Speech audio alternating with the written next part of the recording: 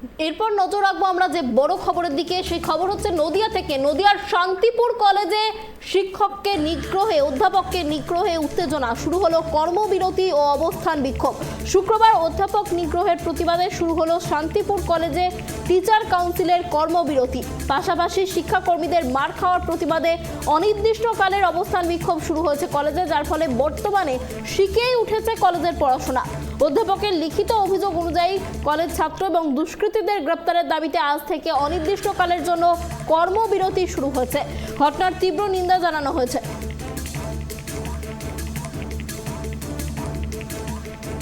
এ বিষয়ে আরো বিস্তারিত কথা বলবো। আমাদের সঙ্গে রয়েছে আমাদের প্রতিনিধি মলয়। মলয়, দেখো যে ছবি উঠে আসছে শান্তিপুর কলেজ থেকে অধ্যাপককে নিগ্রহের ছবি, আর তারই প্রতিবাদে কর্মবিরতি এবং অবস্থান বিক্ষোভ।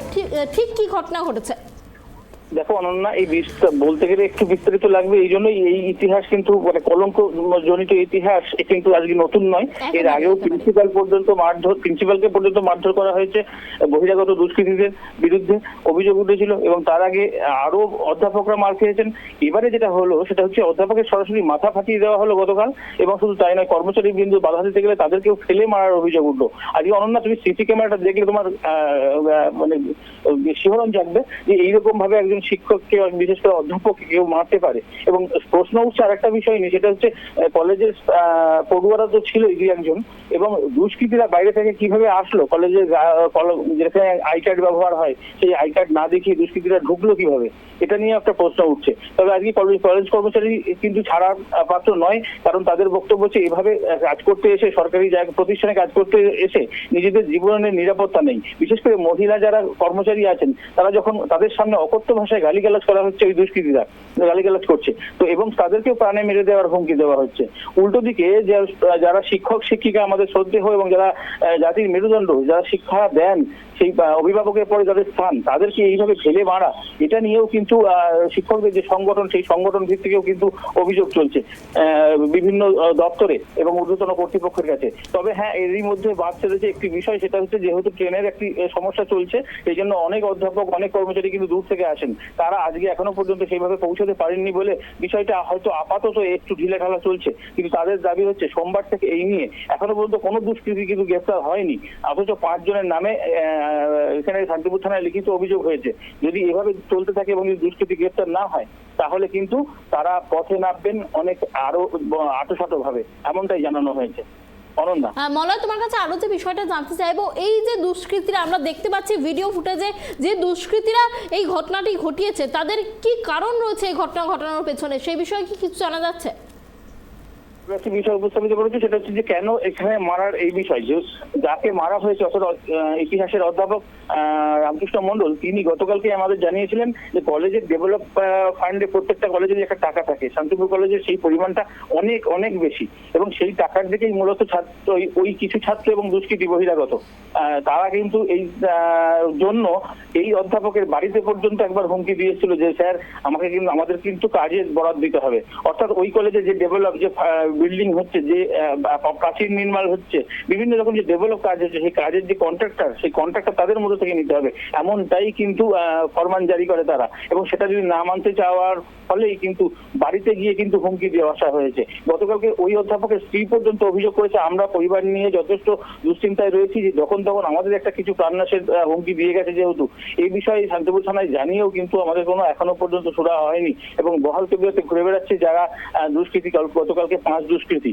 আরেকটি বিষয় তোমাকে না বললেই নয়, সেটা হচ্ছে যে একই সাথে সাথে কিন্তু ওই অধ্যাপকের বিরুদ্ধে এক মহিলা, শান্তিপুর কলেজে পাঠরতা এক ছাত্রী, সেই ছাত্রী কিন্তু গতকালকে অভিযোগ করেছে যে এই অধ্যাপক নাকি তার হাত ধরে টেনেছিল এবং তাকে কুপ্রস্তাব দিয়েছিল। যদি এটা কিন্তু সর্বস্তরেই এটাকে নিয়ে নিন্দা ঝড় উঠেছে, যে এইরকম ভাবে একটা কিছু থাকতে গিয়ে একটা ছাত্রী মিথ্যে শ্লীলতাহানির একটা অভিযোগ একজন অধ্যাপকের বিরুদ্ধে দেবে, এই নিয়েও কিন্তু ছিছি রব উঠেছে শান্তিপুরে।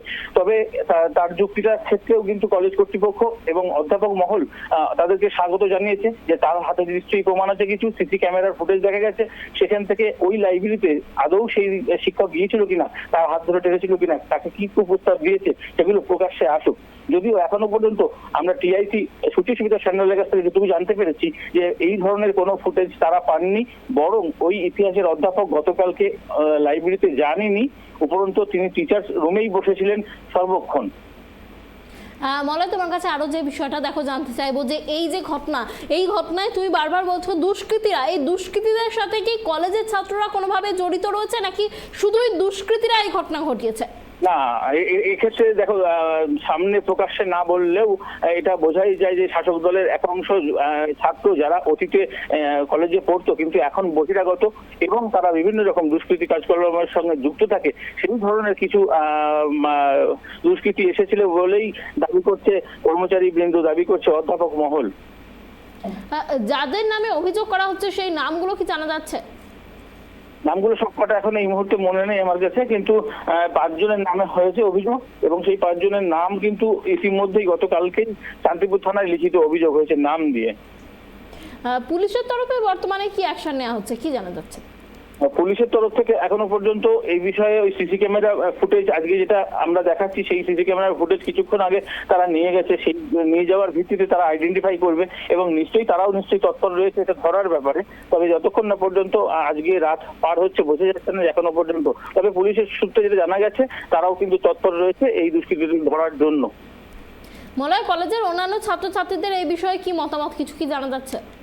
তারা যথেষ্ট আতঙ্কে রয়েছে এই কারণেই, কারণ সামনেই তাদের ভর্তির সময়, অনেকের আবার অনেকেরই পরীক্ষা, এই সমস্ত নানাবিধ। সবচেয়ে বড় কথা হচ্ছে বাবা মারা, অভিভাবকরা তারা পাঠান পঠন পাঠনের জন্য, সেখানে গিয়ে এই ধরনের একটা অস্বাস্থ্যকর মানে শিক্ষণীয় পরিবেশ যদি তৈরি হয় সেক্ষেত্রে তো বাবা মারা দুশ্চিন্তা থাকেন, একই সাথে তাদেরও পড়াশোনা কিন্তু শিখেই উঠেছে, সেই জন্য তারাও কিন্তু দুশ্চিন্তায় যে পড়াশোনা আদৌ কতদূর হবে, তারা কিভাবে পরীক্ষা দেবে। তারা শিক্ষক শিক্ষিকারাও আগামী দিনে যদি এইরকম মহিলা মানে ছাত্রীদের কাছ থেকে মিথ্যে অভিযোগ পেতে থাকেন তাহলে তো যথেষ্ট চিন্তার বিষয়, কারণ ক্লাস নিতে গিয়ে কোন ছাত্রী বলবেন যে আমার হাত ধরে টেনেছে, সেটা নিয়েও কিন্তু যথেষ্ট শিক্ষার পরিবেশটা কলুষিত করা হয়েছে। অনেক ধন্যবাদ মলয় আমাদের সঙ্গে থাকার জন্য। আপনাদের আরো একবার জানিয়ে রাখি যে ছবি আপনাদের দেখাচ্ছি নদিয়ার শান্তিপুর কলেজের অধ্যাপককে নিগ্রহের ছবি আপনাদের দেখাচ্ছি এবং 5 জন দুষ্কৃতীর বিরুদ্ধে অভিযোগ উঠছে এবং তাদের নামে শান্তিপুর থানায় লিখিত অভিযোগ দায়ের করা হয়েছে এবং শান্তিপুর কলেজের শিক্ষক সমিতির তরফে যেমনটা জানানো হচ্ছে দ্রুত পদক্ষেপ নেওয়া না হলে তারা কিন্তু বৃহত্তর আন্দোলনে যাবেন।